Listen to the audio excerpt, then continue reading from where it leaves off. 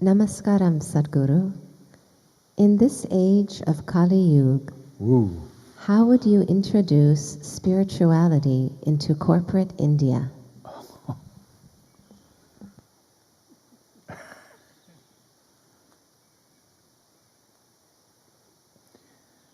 Because unfortunately I keep hearing this in that segment of people, they say corporate world. So, well, this is a very important thing, that we don't break the world into many pieces, which we have already done in the name of race, religion, nationality, communities, caste, creed. Now corporate world. This is also not new, class has always been there. Either money or lack of money has united people. Moneyed people gather in one place, no money people gather in another place. So, that is what probably they're referring to as a world.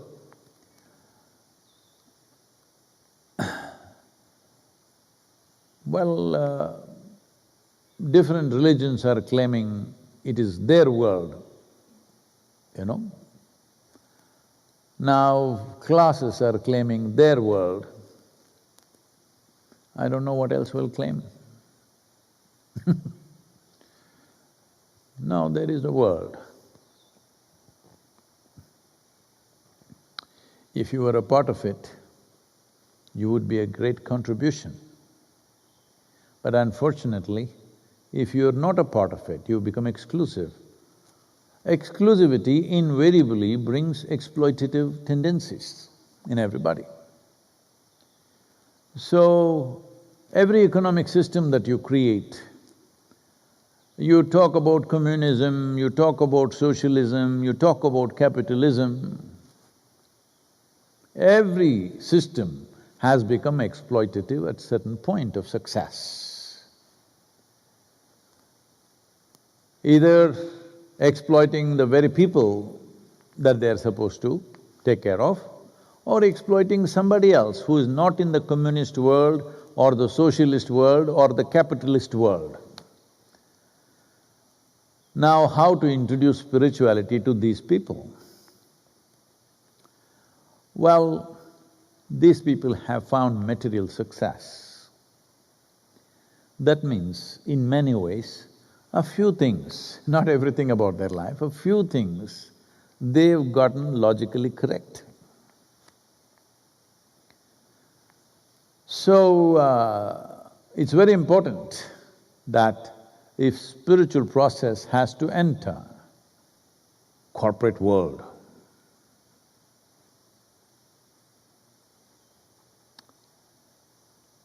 it has to be logically correct.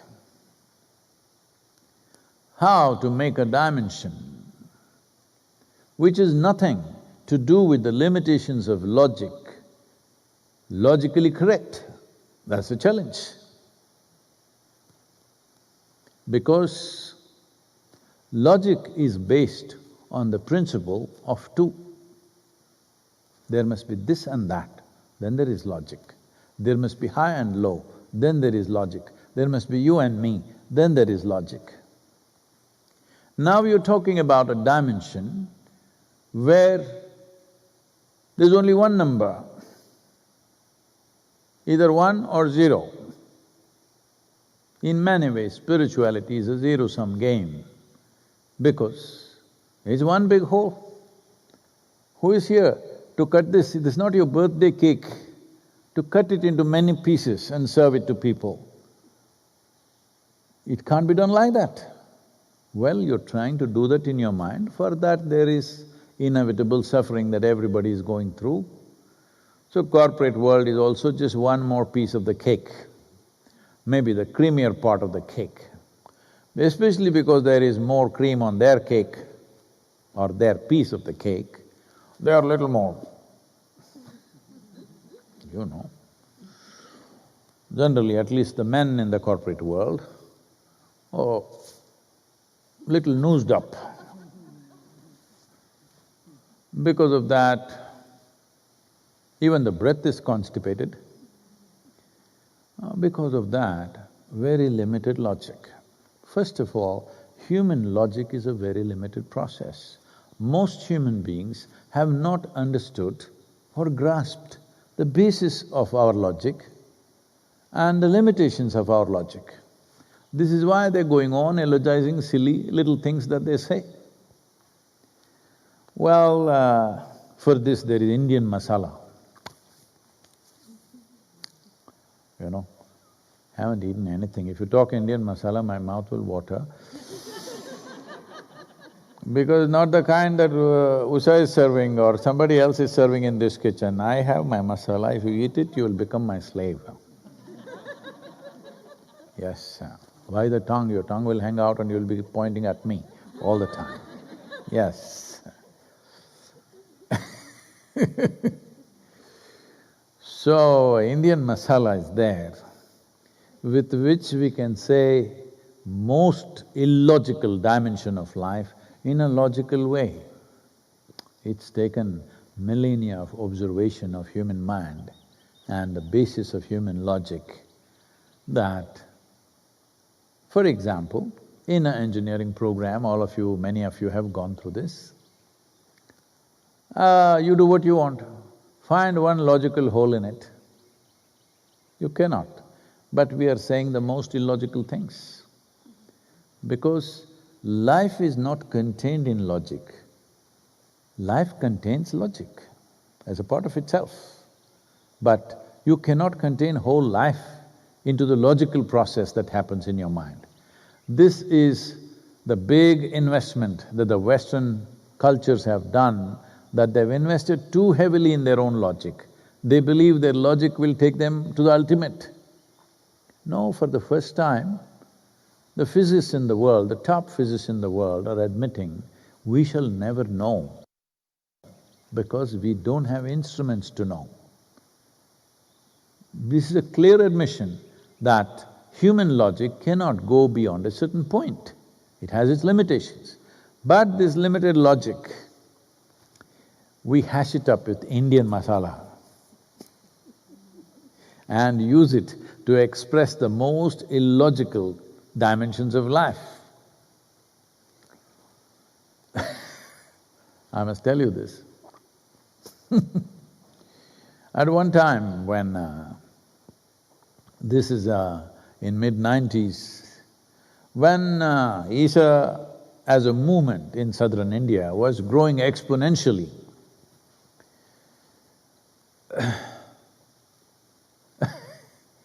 so for the local people in Tamil Nadu, I'm somebody who landed up from somewhere, who doesn't know a word of Tamil, but bullying them with their own language, or saying all kinds of words which don't belong to Tamil but conveying what I want to convey. Even today I'm managing Tamil language with just 33 words of vocabulary. Then it was just 11.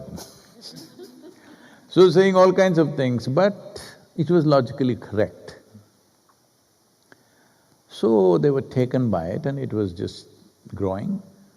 The state government got little nervous, who is this guy? He just anywhere he goes, thousands of people gathering, what's happening? Is he going to start a new political party? Is he going to contest elections? All these kind of things came up. So it seems they sent some intelligence officers to our programs. Maybe here also, I don't know if you're FBI. So they came and they did the inner engineering program, then unfortunately they got into the Bhava Spandana program, and the horror of horrors, they got into the Samyama program. And then they submitted a report. After almost 2 years after this report was submitted, we found some access to the report because we didn't even know such a thing had happened. So these guys who reported, to put it in a brief form, they said, this first program is very good. You know what they mean. What they mean is it's logically correct. Second program is little crazy, but all right. Third program, this must be banned. Because without doing anything, they're just sitting there and going crazy, not doing anything. At least in the second program, they were doing something to go crazy. In the third program, they're doing nothing and they're going crazy, this must be banned. So, when I came to know of this, I thought this is a classic case of observation. It has to be logically correct. Tell me, is your existence logically correct? In the middle of nowhere, you don't know where this cosmos begins, where it ends. In the middle of nowhere, you're sitting on a little mud ball called Earth. It's just a tiny little mud ball. And thinking up all kinds of things sitting here. And whoever comes here, we call them an alien. Aliens have come. We are a microscopic, super microscopic existence, but any other life is alien to us. So this is our logic. It's absolutely illogical. Your very existence is illogical. There's simply no logic to your existence. We are trying to find meanings, no meaning. So, of course, with the corporate people, you have to say, you will be peaceful, because they're never peaceful. And they're telling me about 120,000 corporate leaders or in the executive group of people, managers and executives in United States are dying much earlier than they should, and about $180 billion is being spent on just corporate executive health in this country. Why are they so sick? It's very natural. When you have a world of your own, you will be sick, I want you to understand. We not only have a world of our own, we also have separate heavens. You should see on the golf courses, people keep on arguing, there is a golfer's heaven. Golfers go to a different heaven where it's full of golf courses. Sex maniacs go to another place. Foodies go to another place. Separate heavens are also there, just like the separate worlds that we have created.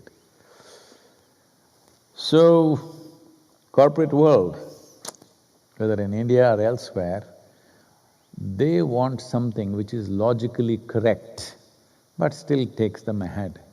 Well, you know, we got the solution in engineering. 100% logically correct, pick a hole in it, let me see. You cannot, because it's so logically perfect. It's like Indian masala. If you taste all the ingredients separately and the final product doesn't resemble anything that you have put into it. So, it's like I'm calling it Indian masala because in the end it works. And that's all that matters. Please.